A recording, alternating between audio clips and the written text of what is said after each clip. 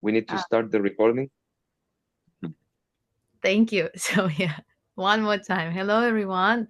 Thank you very much for joining us today. We have today special speaker, Angela, and Angela is. Are you now in Canada or not? Yeah, I'm in Vancouver right now. And you're in Vancouver. What time is it now in Vancouver? It's 7 a.m. Okay. So I'm awake. Okay. Let's see. Wow. Okay. Good morning. Good morning. So Angela is an artist and architectural designer living in Vancouver, and your research is embodied agency and spatial creation, and viewing the definition of architecture existing at the intersection between the built environment and collective identities in motion. Is it correct? Yeah, that's correct. Yeah. Great. Could you please describe us a bit more about your research, maybe some projects you are working right now on, and how it's connected to the talk you will hold today?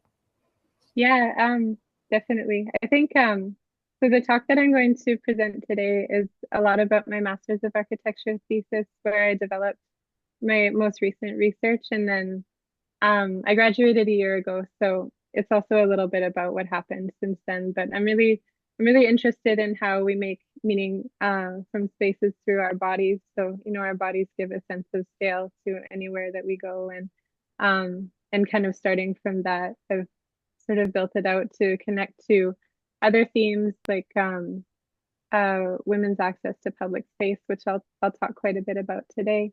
But yeah, just also have just a general curiosity, and I think like the link between the physical built environment, but then also cultural space, which I believe is all kind of interconnected to form architecture. So That's super interesting. So I think you can start sharing your screen.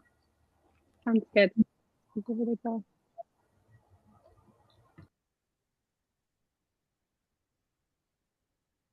Uh, oh, okay.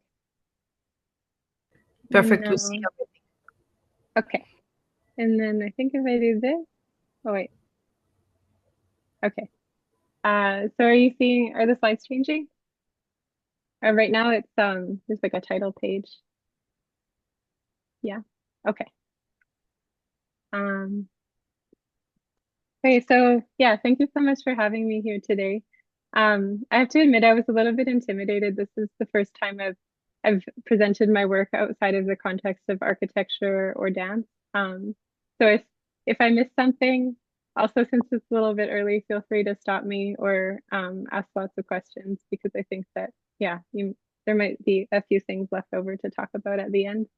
Um, So yeah, today I wanted to share with you my Master's of Architecture research, and although thanks for the introduction, so I'll skip over that part. But um, yeah, I'm really curious to see how this might overlap with your research. 'Cause it seems like at first when Tomas and I were talking, I was thinking, I was explaining or talking about something really disparate from his research or what you're working on. But the more I've, yeah, looked up what you're all researching, it seems like there might be some really interesting overlaps. So, yeah, so this shot is just from the installation of my thesis project. So just for a little bit of context there, my thesis was a mix of kind of experimenting with architectural representation, so and that are tied to this space that I'm showing. I graduated, I got the opportunity to go to Buenos Aires and present my research there at, it was called Cartographies of Movement. So it was a dance studies conference that was taking place there. And um, yeah, I think I'm still processing how that, the influence that that's going to have on my ideas. But I wanted to bring it up because I just found it so fascinating how in dance, I think, you know, the they address similar concepts and ideas that we would talk about in architecture, for example, delineating space and how we represent the body in space. So on the left here, there's this is the poster for the conference, but it has the artwork of Joaquin Torres Garcia on it. Um, and that one was really pivotal because he inverted the Cartesian map that we're so used to seeing, arguing that, you know, for him, South America is actually the top. And I think it's such a simple drawing, but it gets to the core of what I care about with architectural representation is looking at how the way that I draw will make things visible or not visible. Um, and yeah, so something I wanted to get into. And then just a couple photos from my recent trips. So on the left are some sketches from going there, um and I think it was really interesting for me also because my research is a lot about women's access to public space and right to risk. It was interesting to be able to then take my thesis project with me um, to Buenos Aires and kind of pack it up in my suitcase and see what it would be like to actually kind of take risks and share it in a new context there. So, in the central, this drawing here, I'm not sure if you can see my cursor, but that's the airport in Chile, if anyone recognizes it. Oh, and then I tried to draw the Andes, but on the right, but as you can see, it was moving too fast. So, um, yeah, so maybe you're wondering what my thesis actually is. So this is the core project of it. It's a map sewn into the lining of a coat. Um, and so it's a map of the city of Toulouse in France. Excuse me. Mm, yeah, so it's a map of the city in Toulouse in France. Um, and I chose to map this place because it's a place that I've lived, so I was able to draw on my own stories from the city, but also reference or just talk to friends and talk about how they experience the city. And then this drawing is kind of the coming together of multiple different stories or choreographies, how people either want to move through the city, how they do on the day to day, kind of envisioning possible futures or histories. So the drawing uses traditional, well, not traditional, but like I guess conventional forms of representing architecture, like plan and section, but then since they're all kind of collaged against each other, it kind of leads to these new spaces um, and uh, and moments. So all of these purple lines here are paths that people have walked through the city, and then this is the river here, and then this kind of leads to the city center on the left. Um, Yeah, so then I thought I could share a little bit more about my research or how I got to this way of drawing. So, um, I think for a long time I've been really interested in how our bodies make meaning from space. Because to me it seems like the authors of space aren't really just architects, it's also the people who are using spaces day to day and also collectives. So how people choose to occupy spaces together. So to ground this research within the context of architecture, I did quite a bit of research on Situationist International. So they were a movement that were active in Western Europe in the late 50s and early 60s. Yeah, in Europe. And they were anti-capitalist, and their concept was that if they wandered through the city, or what they called it a dérive, which means to drift in French. So if they wandered through the city and intentionally got lost, they were subverting the capitalist intentions of the city for them to have an efficient walk to work. But also by doing so, they were reorganizing the city itself. Um, so that's a concept that I find really fascinating. And then this is on the right here is just an image of them. And then on the left is my rendition of one of their most famous works. So they took Guy Debord was the artist who made this, but he took all these different segments or parts of the map of Paris, and then he reorganized them with arrows based on how he experienced them through his body. So it was kind of a attempt at mapping an embodied experience of space. And then also since then, um, Situationist International has been critiqued quite a lot because it was representing a lot of privileged male perspectives and also only an individual perspective on the city. Um, I think some of the early maps were even of women who had been followed around by men without consent. So, um, but it was a project of its time, and I think since then the feminist critique of situationism has been really interesting because it said, okay, yes, like the way we move space through space changes changes the spaces, but then additionally, it's important to think about people's identity as also being part of that space and also a collective. So it's not only about moving alone, but it's about how we can move together. Um, and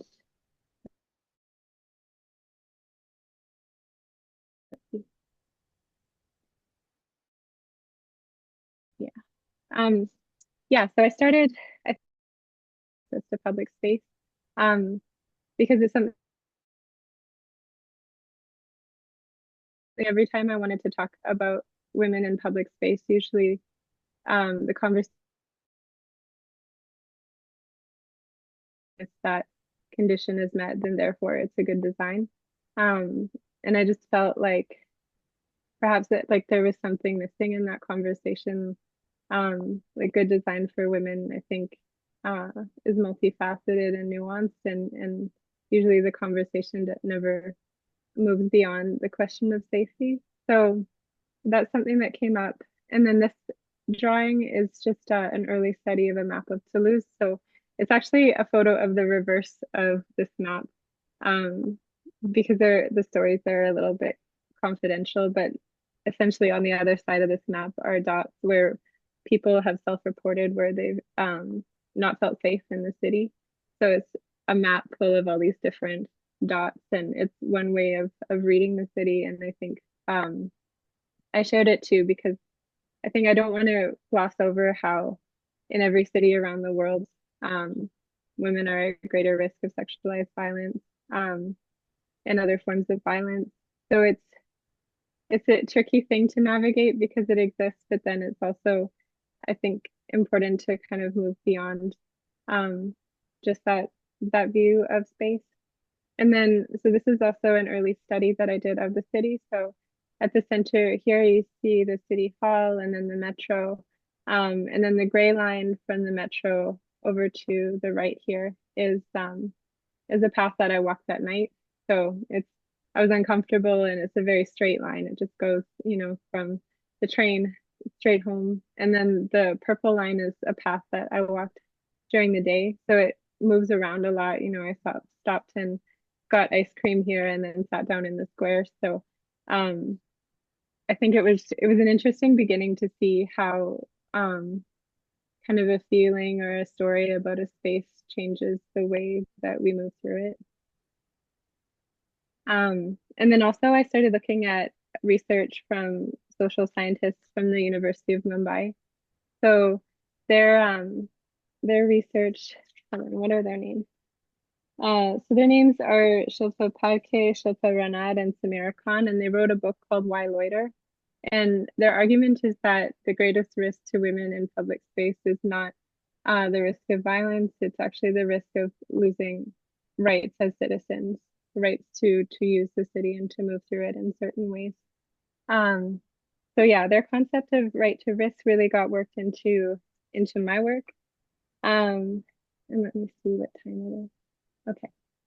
Yeah, so that really got worked into what I wanted to map, um, and then kind of had a big influence over the larger project. So, yeah, for a little bit more context, so um, this is the first time that I presented this work. So there were all these kind of tapestry drawings hanging around to kind of spatialize the stories that were in the coat, and then the performance started with me sitting here wearing the coat with the gray side out, so the map is actually hidden. And then as the story goes on, the map gets inverted and then it gets passed around between different performers throughout the space. So I think because stories are such an important part of this drawing, I wanted to share just a couple with you. And then normally this is meant to be presented by lots of people. Like when I was in Buenos Aires, I got people from the audience um, to help me present, which is really fun because each time the story gets retold, it's sort of re-embodied with different people. Um, yeah. So, okay. So the story starts in the metro. So you leave the metro, step onto the escalator, and it brings you past a wall of cool glazed tiles that you reach out and touch on your way up. Vines hang down from above, and the sun floods your eyes. You remember a friend once told you the meaning of ébloui. She said, "Do you know that feeling when you look at a puddle and the light reflects back into your eyes? That's what it means." You asked her if it's painful, and she said, "No, it's not. And sometimes it feels nice." So that's how you feel leaving the metro today, realizing that the city holds the same potential for joy as it does to cause you harm, but you're not sure where to start. Yeah, so that's the beginning. This is that just spatially in the coat. This is at the bottom of the coat. So here's the section cut through the metro, and then the escalators go up and then come out into the city there. Okay, and then it moves to this picnic blanket scene. So I won't tell the story for this one, but I wanted to mention, so at each point in the map, there are also these different design interventions, which I like to call loitering assistants, but they're designs that might help someone stay in a space for longer. So this one is a picnic blanket that turns into a skirt, which is what they're sitting on here in this image on the left. And then it also shows up in the coat on the right here. So the idea is that you could wear this skirt and then you can take it off and place it down wherever you want to sit. So it's a way of spending more time in the city. And then, so this next one is a bench in the sun. So once you know Toulouse, the city teaches you that light is a building material. It flows like a body, creates walls one moment that disappear the next, and sometimes it leaves you lost. It's in this situation that you can find the bench on Avenue des Gestes. Take a shortcut down the alley here, which I'm not sure if you can see my cursor, but it's the sewn bit here, uh, where the buildings lean in towards each other slightly. And if the sun is shining, which it's likely to do on a January afternoon, you'll find a bench in the sun that absorbs the sun and wraps it around your body. And then, so this on, then we had this fancy maneuver where my friend doing it, and now the drawing was on the outside. So that's what's happening there. Um, yeah, and then so as we went around, we went to these different stops kind of along the way in the room that related to the code. Um, and let's see. So this one this is a tampon carrier that I designed that would be added to the coat. So it goes along with the story of the bathhouse at the center of the city. Um, so it's also a way of having, you know, supplies with you or things so that you can stay in space or enjoy it in a certain way. And then there was a swing. So the swing is a backpack um, that you can wear, and then you can just hang it, you know, wherever you want to sit. Um, mm, okay. And then, so the story ends by the river. So the river is at the top or kind of like the neck of the coat. Um, yeah, and it goes, so do you want to hear a story about how Toulouse was formed? 11 women had the same dream, that the city was a tapestry and then that city walls were made of stories.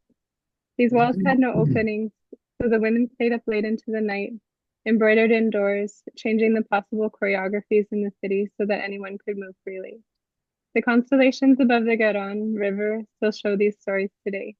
so we can wrap it over our shoulders and remember our rights to the city even when we forget. So that's kind of how it ends.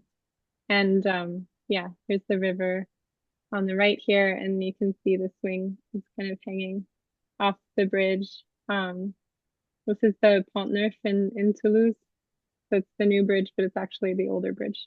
But yeah, so I think so in this it was really important for me to find a new way of drawing that kind of engaged my senses in design, because I feel like oftentimes, you know, when I go into an office and I just do my regular work now, it's all on a computer, and there's so many ways of thinking that aren't being engaged. So for me, I really wanted to, you know, be sewing and making as a form of thinking. And also it was a bit connected to, well, quite connected to my family heritage. So my family is German Mennonite, which is, just for context, it's a branch of Christianity, and one of their beliefs is that dancing is a sin. Um, so I didn't grow up within this, but my mom did, and so hearing from her that she wasn't able to dance as a child, it really made me start thinking about who has a right to move freely in space, and how does this movement, you know, shape ideas, revolutions, anything like that.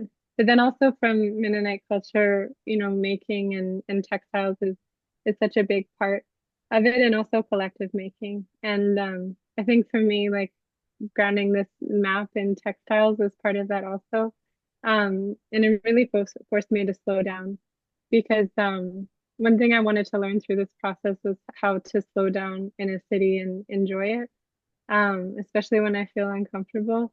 And yeah, and sewing is just a process that you can't really rush.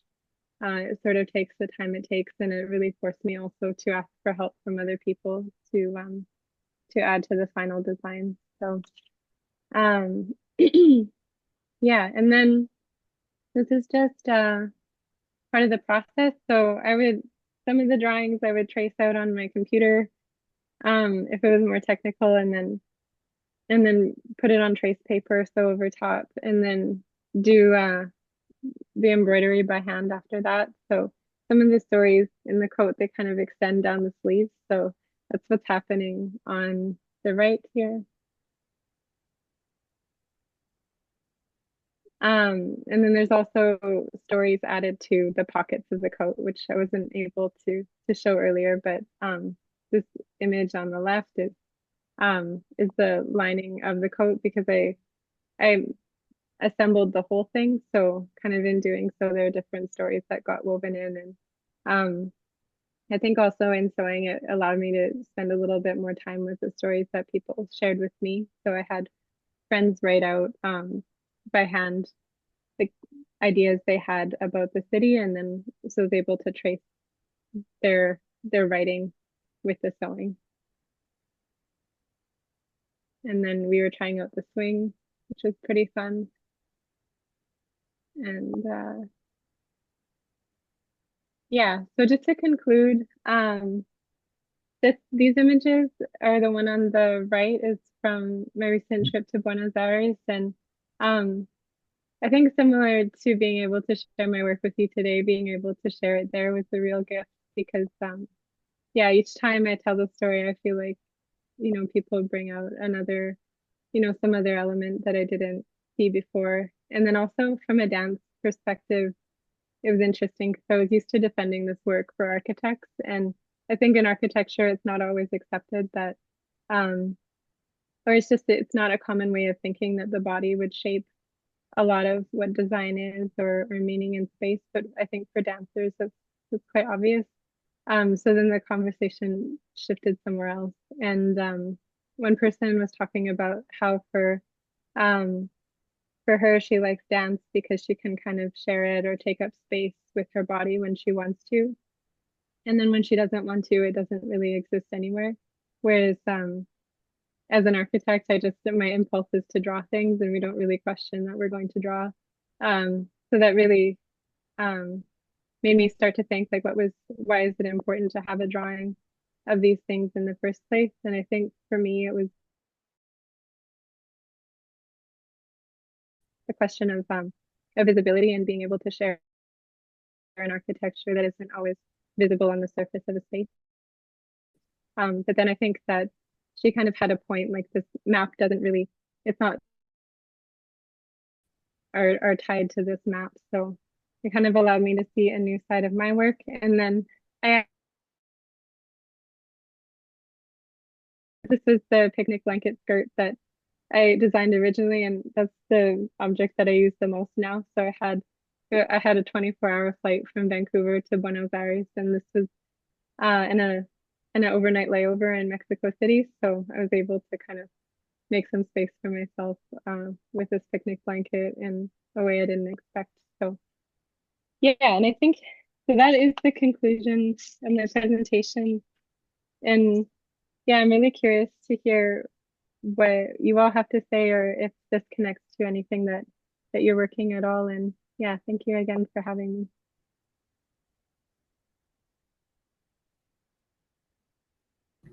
Thank you very much, Angela. It's super interesting. Does anyone have any questions?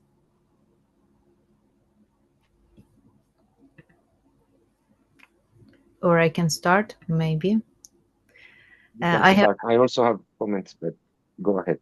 Okay. I have one question about the theoretical part of your thesis, because I'm interested in architecture, so I'm not an expert or something, but I'm familiar with the theory of space of one architect, Katsuo Shinohara. This is a Japanese architect, which defines space in the perception of space in a very interesting way. And I wanted to ask if you know him or if you know any other philosophers or architects, because Shinohara, actually, he was a mathematician, but in some sense also a philosopher. So if you know, if you used any theories of space of some prominent architects in your work, in your thesis. Oh, that's a great question. I actually don't know his work, but it sounds like I need to look it up. It Okay, sounds but really some others. um yeah, I think well there was what was it? Let's see. Um well actually I think what I came up against a lot is how like indigenous ways of knowing and understanding and mapping space are kind of already grounded in this embodied way of knowing, and it was difficult because to ground this research within the institution I needed to like reference something that had already been accepted within it. However, especially in Vancouver, like this is territory of like Coast Salish people, and so they do a lot of weavings and kind of their mode of representing space kind of already has this representation mixed with story tied to it. So yeah, I think that's one thing I can think of. Oh, and Bernard Schumi, uh I looked a lot at his work also, because he designed I forget, oh, Parc de la Villette in Paris. And it has all these follies, or like small architectural designs through it. And I think his concept was that it might like shape the way people move through the city and kind of reimagine the park through their movement. So that was one more that I can think of. But yeah, you were saying, so it's Katsuro Shinohara is the okay. I will I have write to you. look up his work. I I love will that. Thank you. chat, or in the maybe I will send you the email with a specific work, which I mean, it's not work by him, but it's a work of two really great architects, and they some I think the most interesting part of this philosophy of space of him, of Shinohara, in one short paper. So I think for introduction it's the best way, and then you will go deeper as much as you want. Oh, that'd be great. So Thank you. I will send you after the meeting. But yeah, thank you very much. I just googled Bernard Schumi, so it's really interesting. I will read after. Thank you very much. Thomas, you can go ahead. Unless anyone else, well, maybe just take the word. Yeah, so proud of you. I know Angela from since he was an undergrad in Canada. So it's great to see your work, your progress. And similar to Olga, I think for us is the group, it's systemic modeling. So we are a little bit closer to scientific takes to situations. With Matthew, actually, we have discussed a lot about this concept of space being used by people and the relationship between, the occupation of space and space itself and perception and so on. So from the architectural point of view, is super interesting. I'm really curious to know more about this idea of definitions of space that Olga was saying. So I would like to follow up on that later. To everyone. Theories of space, because you have physics or math, that the concept of space itself really, really open, and the dimension of embodiment to space, to say we need to define space through physical embodiment, occupying the space and telling a story on top of that. So creating a story. So space doesn't exist if you don't have someone, an embodiment using the space, and also creating a story out of it, which is I think it's a metaphor of something maybe that can be made scientific. And this is why this is the point I want to bring, how to relate this more to science in a way, to the discourse, make it more compatible, or try to bridge it to scientific takes. And it came to me that concept, Umwelt, which I was explained this by a biologist. And I have the definition here because it's related to semiotic and so on. A specific way organisms experience the world, which is dependent that systems can detect and interpret. So this is saying we share the same environment, which can be like the traditional view of architecture, but then each person, each individual, a dog, even like animals or whatever is conscious or has some sort of perception, will experience this landscape, this architectural landscape differently. And the dimension you were putting here strongly with woman versus man or non-woman makes the point, I think. I think it makes the point very clear that it's different how you navigate space, how you perceive, I don't know, darkness, or how you perceive loneliness, from being a woman or not. It's different. You get this dimension of risk, which is very different for men and for women, depending on the physical parameters that define the landscape. So then you cannot disentangle and say there is a universal version of what is space. So this point, I think it's for you, it's quite clear. Of course, you are an expert, but I think that for a regular person, it's quite subtle. It takes a lot of mental effort to understand what it really means, this. And I think this concept of Umwelt, and also another concept which is called affordances, it's a psychological concept as well that is quite related to Umwelt. That means what you say at the end, the blanket. So you use this blanket that is a map, it's or it's a representation of your thinking of space, but then it's also a thing that can give you some sensation of comfort and safety in an airport. So that's the question. What is an object? The object it's not universally defined. It depends on how you use it. What do you use it for? And then that depends in turn of what are your potentials to use this object. Because if you have a hammer and you don't have arms, then maybe you cannot use the hammer as a person that has arms, right? Or a hand. You need to have the combo, the capacity to occupy the object plus the object to use it. And that's what it's called, the affordance. All these concepts are related to biological evolution. So I think there is a lot to connect there, maybe already made in the literature, as I'm not an expert. But I wanted to comment on that and hear back what you think of this take. of this way of looking at your work. Yeah, I think that's really fascinating, and I was really excited to share my work today here with you because I think you're right. Like, I had this idea that, okay, I'm talking about architectural space, but there is also like the space of matter, and how does that interact with like cultural understanding of space? Is that I think that sometimes architecture, like especially with the modernist movement, forgot that people have bodies and identities, and it was all kind of just stripped down to be seen as matter.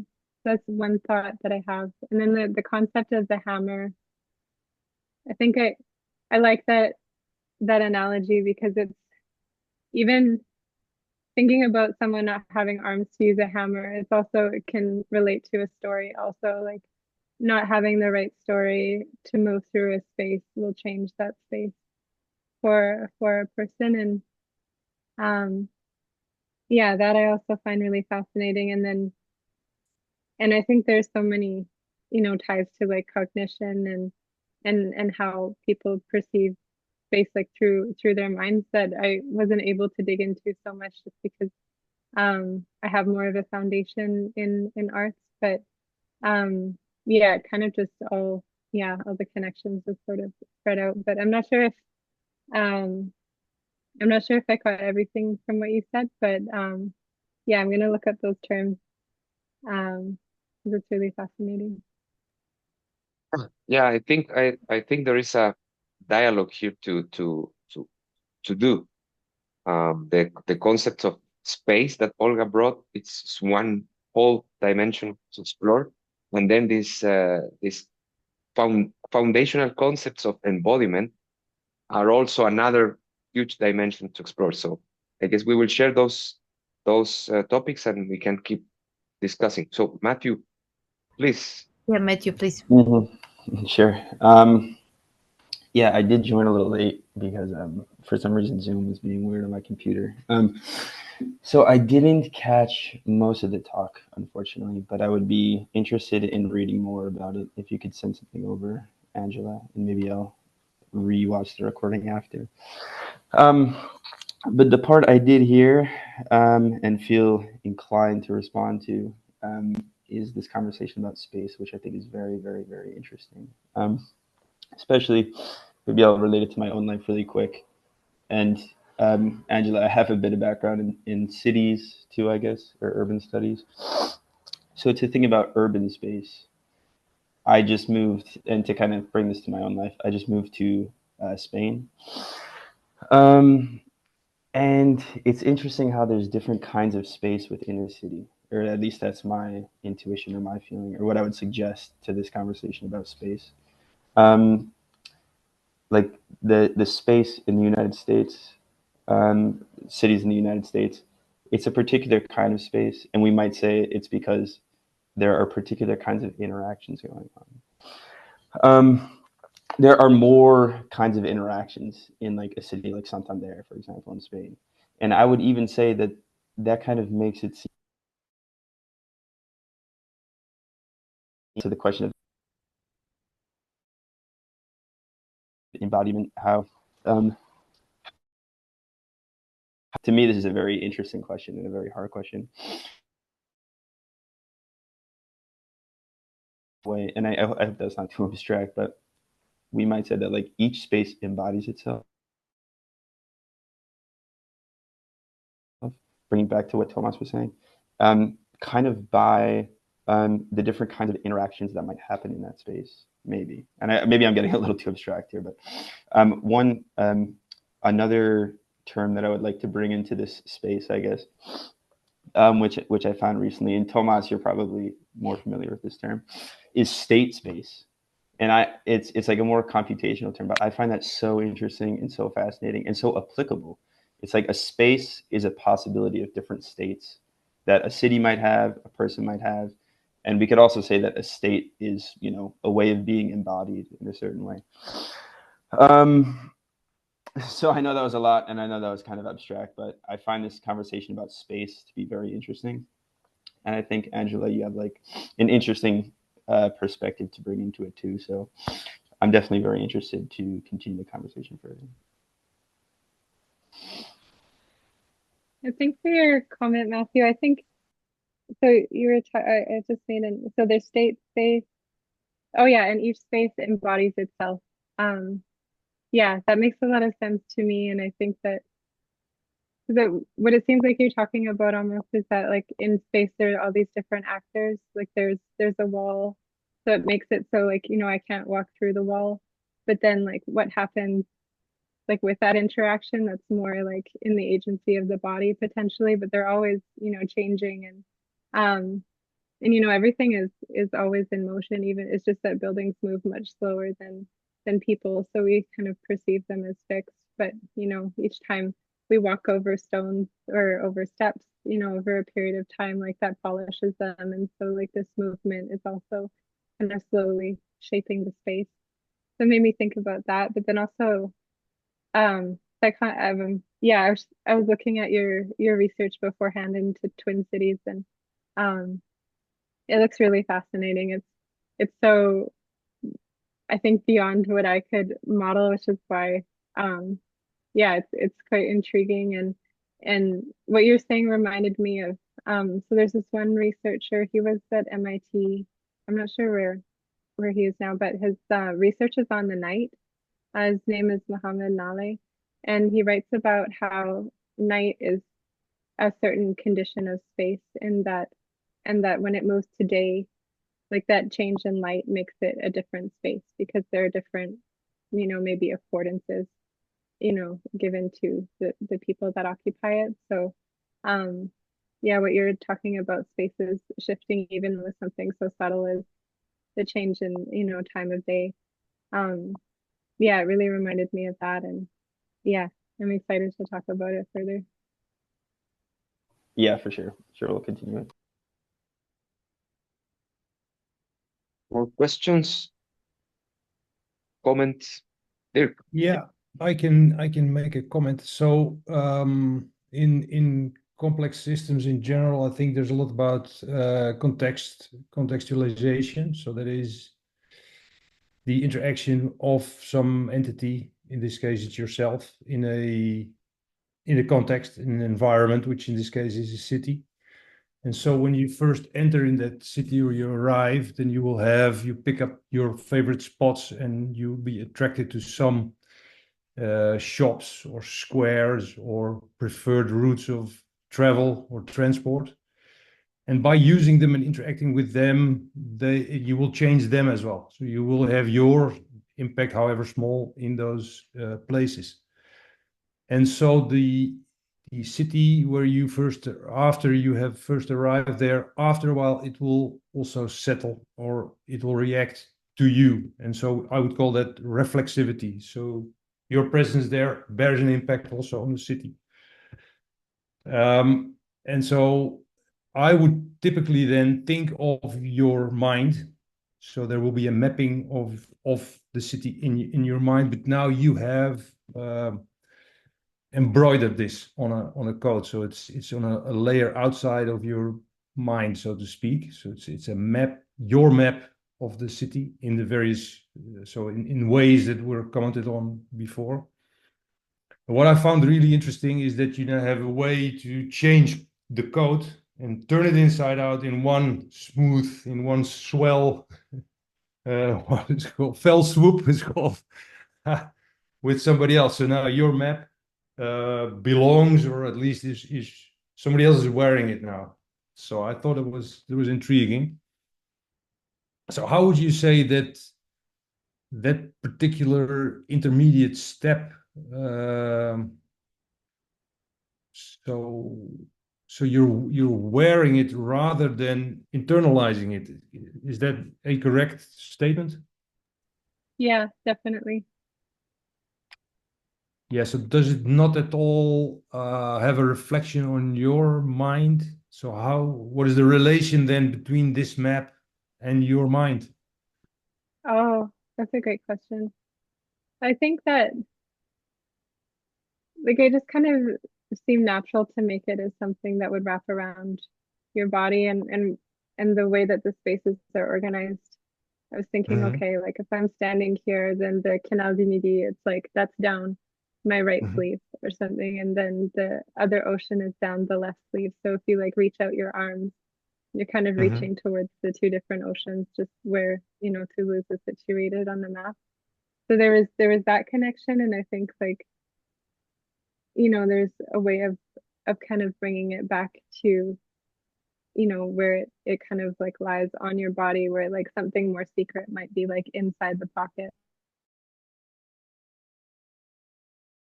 or layer of. I think that stories exist in a city because, you know, I can, you know, we can visit this coffee shop at, you know, 8 a.m. in my choreography becomes yours if you want to follow it. But then, um, so then in that it kind of like that story is given a life through your body, and we're always kind of passing them along. And I think that also it kind of it challenges a concept of architecture that is still pretty dominant in the field, I think, which is that, you know, there's one um, main designer who has the genius to to design a space, and that's the only actor involved in creating the genius of that space. Whereas thinking about it through stories, I mean, I think designers still play a huge role, um, but to varying degrees. And then also like it's the stories and the people who are living those spaces, they kind of they also start to shape the city without leaving traces, but then oftentimes it does leave traces. Like in Vancouver, like we have a very like formal structure to building, like you need building permits, and it's, you know, you need a university degree to design this space and that kind of thing. But, you know, I know in other cities there's a lot more informal building going on, where people just have knowledge themselves of how they would like to embody space, and then they end up building, you know, their own houses, or, you know, they build whole cities like informal settlements that are like commonly known as slums. But a lot of these spaces have a lot of wisdom built within them that's been like historically overlooked by architecture. Um, but yeah, to loop back, um, yeah, I think it's kind of it's an interesting thing to think about because it sort of again sort of spirals out and challenges, you know, who us to think like who is making this space. But yeah, that Okay. was So a great question. yeah. Okay, that's great. So a term, a somewhat awkward term that springs, or word really that springs to my mind is stigmergy, which is STIGMERGY, stigmergy. It was coined by Professor Heiligen of the CLEA. And so this means that the traces that you leave in your environment, or the traces that are left by your predecessors in an environment, uh, are meaningful to you in the sense that they can even instruct you what to do next. Oh, interesting. Yeah. So it is well known, but it's, I mean, an example is ant colonies that leave pheromones, and where there's lots of them in particular mixtures, I would say, then the next ant to come along now knows what to do, and Oh, and and contributes to either building something or protecting something or traveling somewhere or whatever. So that's just kind of an automated unconscious process, because these pheromones are not left there with these practical instructions, or carrying these practical instructions, but by the way that they are left there for their own reasons, the reasons of your predecessors, now they carry meaning for you or for the next ant in that example. So a city is, in that sense, because of the reflexivity, pretty stigmergic. yeah. Maybe. I love that term. I think so. Have a Yeah. look. Yeah. Okay. I will look it up. That's Yeah, that's such an interesting concept too, because I think sometimes we don't even realize that we're leaving these traces or, you know, ways of moving for other people. But even being like, oh, look at that rainbow, all of a sudden, like everyone turns and looks. Or, you know, as recently that we saw the Northern Lights over Vancouver, and literally everybody was outside, like looking up, and Mhm. and so there's like these forces or these things that we're just sort of that are kind of intrinsic to us in a way, but then we also kind of interpret them in our own sense also, like um yeah, but yeah, especially Yeah, so especially in a for way, stories. it structures your environment. In this case, the city, and brings meaning to these various places as well. So they Mm-hmm. automatically kind of, for the newcomer, or maybe even for everybody, really carry meaning in that sense. Yeah. So Mm-hmm. for whatever it's worth. Yeah, that's very interesting.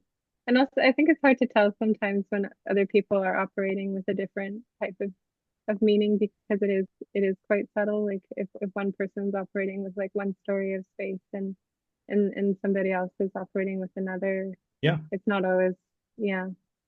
Even as Thomas said, for men and women, it will be different to walk on particular parts of the neighborhood or the city at night. So, you know. Mm-hmm. Yeah.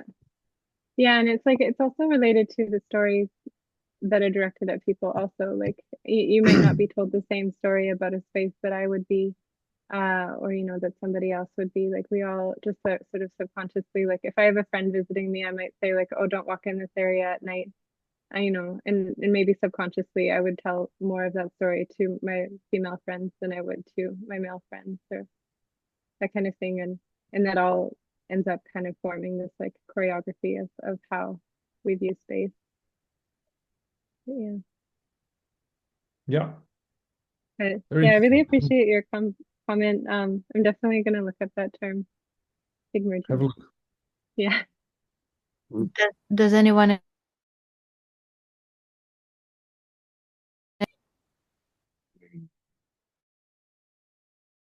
record Angela for incredible talk? Bravo. Bravo. Wish you a lot of luck. Good luck with future research, and you feel have seminars every Thursday, every 2 weeks. So on Thursday, every 2 weeks at Okay. 4 p.m. So you can contact me or Thomas for any further information. But basically, we will use this link. You are always welcome. Thank you so much for the opportunity to share my work, and yeah, I would definitely like to join again. So Great. Please, Have a good you evening. can stop the recording